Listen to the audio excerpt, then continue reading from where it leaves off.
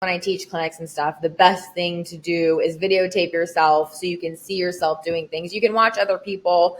And I mean, while that is helpful, I think watching myself, like I've noticed something recently that has just crept in that I'm like, what am I doing? That I would never have really known if I didn't watch. This is like much of the reason why I like to have pro players on, because so much goes on behind the scenes that us like normal people have no idea about. Obviously, big goal, right? I would love to be the number one women's doubles team and keep getting better in mixed. But I think my rise has been so quick. My expectations of things, it's like I've done this, now let's do this. I've done this, now let's do this, and it's happened so quick. Hi, everybody, and welcome to this episode of 00 Start. We're here with our special guest, pro player Rachel Rohrabacher. Thanks for joining us, Rachel. We're super excited to have you on. We most of the pro players out there are so busy, and we're so non-important that we super appreciate when you guys have the time for us. So thank you for making time, and I know your busy day for us. Yeah, thank you so much for having me. I'm excited. Well, that's awesome. Thank you for at least humoring us with that. I really appreciate it. But so tell us about just how you got into pickleball. And we'll get into your tennis career, which was highly successful and very elite. But tell us just a little bit about your background and if talk tennis. And I know you started super young, 6 years old, you started playing tennis. And you went all the way through Division I tennis at the University of South Carolina, record setter for doubles victories. So tell us a little bit about your journey into professional pickleball that started with tennis. Yeah, so that's like a nice sum up, making me look really good. I was playing tennis so I was 6 years old, into junior tennis, and if anybody knows junior tennis, they know that's a true grind. And it was always the goal for me with my parents to get a scholarship into for tennis in a nice D1 school. And that happened at the University of South Carolina. And I had a great career there. I owe a lot to my coach there. He was just absolutely incredible. Both of my coaches there. I was pretty injured my first 2 years in college, so I didn't really get to play too much, just more doubles. I was pretty injury prone, which was unfortunate for me, but I finally had my chance in my junior year to get back in the lineup, and I did pretty well. I set some records for in singles as well. I don't even know what exactly they were, but it was just holding down the fort down there on court 6. I had no ego either about playing 6 in the lineup. I just loved winning. Obviously, who doesn't love winning? So I was down there and I would be the first off the court and ready to cheer for the rest of my team. So I did my job well down there. And I got ranked up to 9 in the nation in doubles, I think, by my senior year. And then we also won the SEC championship then. So that was really great way to finish. It was my senior year, so it was a great way to wrap up my tennis career. And then pickleball. So I graduated and I was like, what do I do with my life? Just, that like wandering around, like I lost my team, I lost my sport. Like, what am I going to do? So I began coaching tennis back in Tampa, Florida, at Bardmore Country Club. And the person there who hired me was my junior tennis coach. So I was very close with him. His name's Damon Hinkle. And was like, I think you'd be really good at this. Turns out I was too burnt out from tennis to do anything. So I was like, screw this. I'm going to quit everything and just be a personal assistant. COVID happened, all the things. And then in 2022, I began my master's. And then in 2022, I was like, I have to pay for this master's somehow. Pickleball is taking off. Let's just teach this pickleball thing again. I ran into the Kawamotos in Indiana, and they were kind of like, you should try to play. You should try to play. And then it took enough people pushing me that in 2023, I was like, let's do it. So long story short, here we are. No more tennis. I'm not burnt out anymore. And I'm loving every second of pickleball. That's what I was going to ask you. So like, I get the burnout. I totally get it. When I retired, it was like people ask, do you still play? Absolutely not. Like, I don't even want to ever see it again. Yeah. I mean, I love the sport, obviously, but I don't ever want to see it again. but does switching sports, does that like rejuvenate you? Or because training junior tennis, D1 level tennis, you are training your butt off like all the time, like between your diet, your sleep, your physical training, like your mental training, your school. It's a burnout. But when you flip sports, does, even though you're doing the same level of training or maybe even higher now, does that like take away does the burnout still there? To be honest, no, I just needed a little bit of break. I think I was more just that immediate. It was too close together because I was still teaching tennis. I think I'm super grateful for tennis and everything it's given me. I wouldn't be as good of a pickleball player without it. So I'm not bashing on it at all. I just think that portion of my life, the door has closed and it's opened a new one up for me, which again, very grateful for. But I just think I when they were intertwined and meshed together, it was still burnout. And something about me, I say this all the time. I don't know if you've seen Friends, but I am Monica from Friends. I'm just so competitive. Like I have to be competing in anything I do. So pickleball allows me to do that, whether how close it is to tennis or not. I'm just so grateful that I have an outlet to be able to compete. So I think that's not really a difference per se, but just like having tennis completely out of the picture and just enjoying the competition piece of a new sport.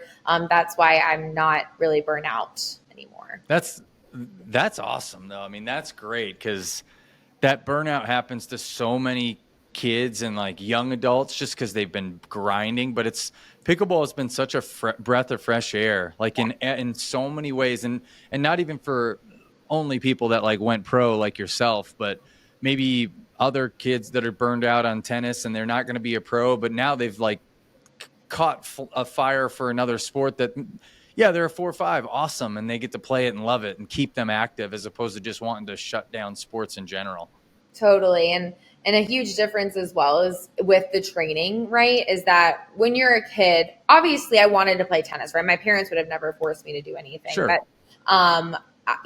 this is me. This pickleball, my success, my lack of success. I only have one finger to point to. It's all up to me. So it's my decision. It's my drive. It's like I'm making all the decisions for my training. I'm doing everything. So it's kind of nice to be so in control. It's a lot of pressure, but it's nice to have that, like, this is a reflection of me and I want to put out what's best. Yeah. So kind of diving into that a little bit deeper. How is your pickleball training different than tennis? Obviously you're saying like the training regimen is more on yourself and it's on you to do that. What other aspects are different in training for pickleball compared to what you did for tennis? I think the biggest one, again, since it is me, no coach. I rarely would step on a court, or how about if I trained 6 days a week for tennis, I'd say at least 5 of those days was with a coach. And, you're able to practice without one, but just for your development. And since tennis is such an established sport, like you need that. Pickleball, since it's still in its infancy stage, I feel like the amount of capable coaches, like the availability isn't really there. And granted, I do have my coach in Tampa. I'm not really there. So the practices day to day are up to me and the drilling sessions and organizing and finding people to hit with. It's just, again, that's the biggest difference. It's just me on the court. And like, I have people as soundboards who really help me out. But again, it's not like that stable set person who's your coach. It's interesting. Yeah, I guess I never thought about that until you brought it up. Great question, Jason, because yeah, it's all on you in tennis too. When you step on the court, you are there's nobody that can help you, right? You're on your own. That's one of the things I love about individual sports. But do you find that like super difficult because not only like your coach when you were playing tennis knows your weaknesses, knows who you're playing against, and kind of works on both of those things for you to be successful. Now it's all on you. So are you a film watcher? Are you my backhand, whatever, drive is not going well. I need to work on that. Are you a pen to paper, like figure out what's wrong trainer? I definitely watch. I think, and I tell when I teach clinics and stuff, the best thing to do is videotape yourself so you can see yourself doing things. You can watch other people. And I mean, while that is helpful, I think watching myself, like I've noticed something recently that has just crept in that I'm like, what am I doing? That I would never have really known if I didn't watch. So I think that helps. But again, since now I'm at a place where I am being streamed more, I do have certain people like my coach and some people that I trust that might like send me something. And that's really helpful just to get eyes on what I'm doing. Because again, while I trust myself, you need other people to keep you in check. I think it's super helpful. Not too many though. It's like a fine line. You're right. Too many cooks in the kitchen. Yeah. You ever watch yourself on video or watch yourself in a match and you're like, oh my God, don't ever. Ick. Total ick. Delete. Yes. Yeah. Fast forward immediately. Like I know what's coming up. Sometimes I'm like, nope. Can't watch it. I can totally feel your pain on that. You're like, oh, this is where I do something that I'm really embarrassed. I'm not even gonna watch it. I'm going to move forward. I already lived through it. That's enough pain. So. I just want to forget about it. And YouTube keeps bringing it back. Yeah. We don't need that. That's the beauty of how like popular pickleball has gotten, and used to be, not you, but anybody in a sport maybe not as popular used to be able to get away with a lot. Now there's audio clips that are of everything, and you can't get away with anything now. So it's like the memes page. Oh my gosh, I'm terrified. Yeah, and they got some good ones too. They are doing well. They do. I feel like if I ever end up on there, I deserve it. So it's respectful. It's like they do a good job. I think it's just a sign that you made it. If you hit the memes page, then maybe you did something kind of silly or whatever, but I think that's a sign that you made it. It is. I'll have to just collab, repost. That'll be my claim to fame. That's the thing. I had a shoulder surgery, and I played in the U.S. Open, and I don't know what I did, but I hurt myself again, and my doubles partner had to carry me. And the next day, there was a little picture of my doubles partner with a backpack on, and my head was popping out of the backpack. And I was like, God darn it. Oh, no. I don't want to laugh, but that was pretty good. But, yeah, no press is bad press, right, Rachel? If you make it, you're on that page. You're on it for a reason. Totally.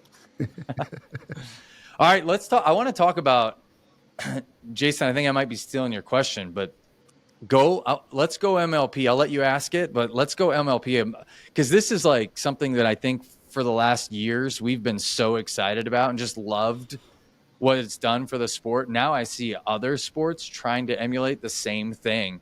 So I'll let you ask the question, but I'm super curious about this one. Yeah. So tell us about like your draft day of MLP. Is it, similar to like NFL where you get a call and all that? Obviously, probably not very much video on that right now, but hopefully in the future, it'll be everybody in their living room and with their family and they get calls. But can you kind of guide us through the process of how you found out you were drafted, like what the process was for that?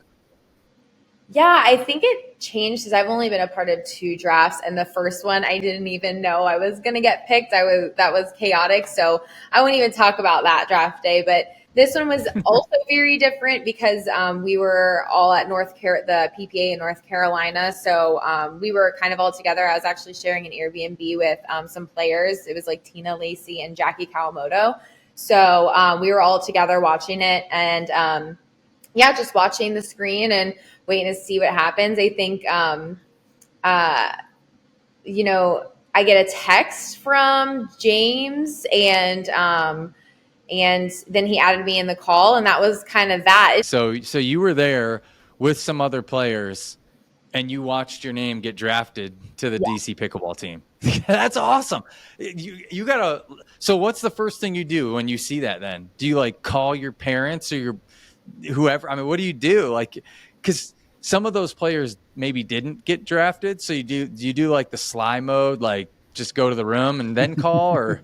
Yeah, well, so they were all like, they were so sweet. They're all happy and happy for me. And then I kind of like, when I get the text from James, I kind of immediately like, because of the bidding, it was going by so fast, and like I wanted to say my piece on who, you know, what direction strategy I would like to go with the rest of the team if they're willing, you know, because you know every team's different. Maybe they have a coach and a GM who wants to make the decisions. Maybe they want your opinion. But I just wanted also to be aware of what the plan is for the rest of the draft. So I kind of like wanted to hop on the call as soon as possible just to get organized and see where we're at with how much money we had left and what to do next. This is so cool. This is like much of the reason why I like to have pro players on, because so much goes on behind the scenes that us like normal people have no idea about. But that is so cool. Like that's, I don't know, that's just really, and I can't wait for the evolution of this thing to see where it goes to, because it is, I don't know. And I don't know what the NFL draft is like. Maybe they're all acting and they all know exactly where they're going, but they probably not. But I don't know. It's just really cool. I think it's going to be it's amazingly cool now. And I just see it keep getting better. Yeah, for sure. All right. Well, going back to school, which you were, not only did you graduate from the University of South Carolina, but then you went and got your master's at the University of South Florida. Yeah. And with the goal of being a therapist. Is that still the goal? And two, how long, I mean, do you see yourself not playing pickleball anywhere in the near future? Absolutely not. I'm going to ride this thing out as long as possible. Yeah. I'm having such a great time. So, you know, I mean, my master's wasn't a waste of money, just in case, you know, injuries could happen, or maybe, I mean, I don't think this would happen, but if pickleball were to ever just not keep going up, like I again don't think that'll happen, but just in case, I like to think that way so I didn't waste my money on my master's. But I think, you know, I still loved what I learned, and I chose that route for a reason.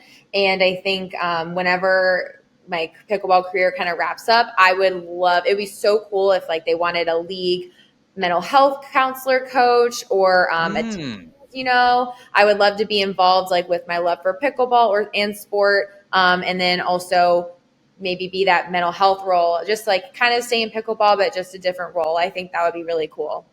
That's cool. And like, that's been kind of a big topic as of late, the last few years. Like you've seen it in other sports, and pickleball is no different. And like, it can be mentally taxing on you to travel, to constantly be on the grind.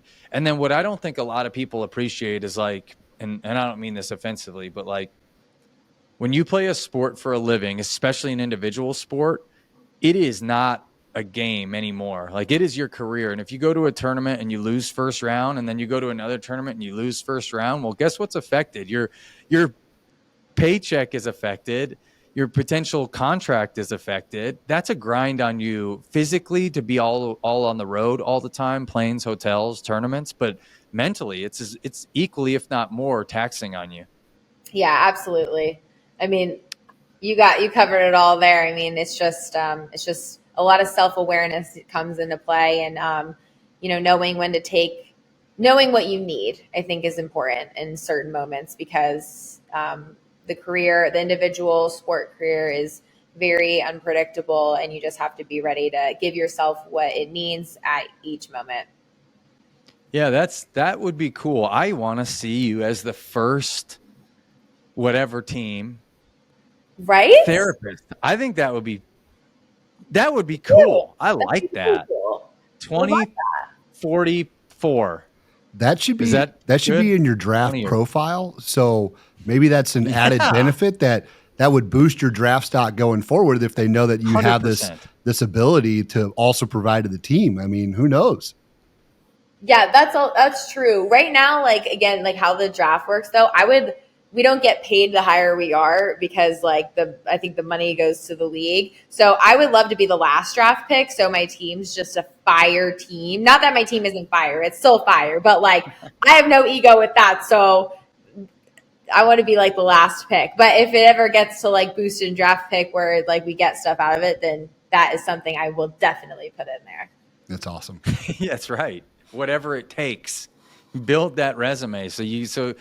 But I think that would be, back to the serious note, I think that would be really cool and super valuable to a team or the tour or whatever. I think that would be super valuable. Yeah.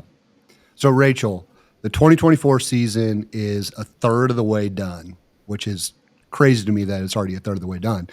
What is your goal for the rest of 2024? I think just to stay patient. I think my obviously big goal, right? I would love to be the number one women's doubles team and keep getting better in mixed. But I think my rise has been so quick. My expectations of things, it's like, I've done this, now let's do this. I've done this, now let's do this. And it's happened so quickly. And if things don't continue happening quickly, it's easy, again, with the self-awareness, right? It's easy to be like, well, if this isn't happening, what's going on? Am I plateauing? And it's like, no, like things have happened so quickly, which is not normal and it's amazing, but like just remembering to stay patient and just try to stay consistent with what I'm doing, I think is just the most important thing for me right now. So you're not a write down my goals, post it on the Post-it note, like look at it every day, take it off the wall when I've completed it? No, and not that that's a bad strategy. Sure. I think some people, that's great. I used to do that, but I just think right now it's just important for me to, again, like take day by day. I'm a routine person, just like making sure day by day I'm taking care of the little things and it'll reflect bigger. But of course, again, like I would love to be that number one spot one day. By the end of the year, who knows? But that's like big overall overarching goal for me. But other than that, just keep improving because, again, I'm so new. So I still have a lot to learn. Well, you have learned a lot and moved up very, very quickly. So something tells me that you will continue on the same path. Maybe not as fast because it was a fire up to the top, but for sure. But it's going to be I think it's going to be a great year for you. We will certainly be watching and we'll definitely be rooting for you. If there's anything we can do, let us know. I'm sure that's a no, but you don't have to say it on here. I don't know that, but I'm confident it's a no. But if there ever is, don't feel like you always reach out to us. But I really appreciate your time, Rachel. Thanks for being on here today and good luck with the rest of the season. Thank you, guys. Thanks, Rachel.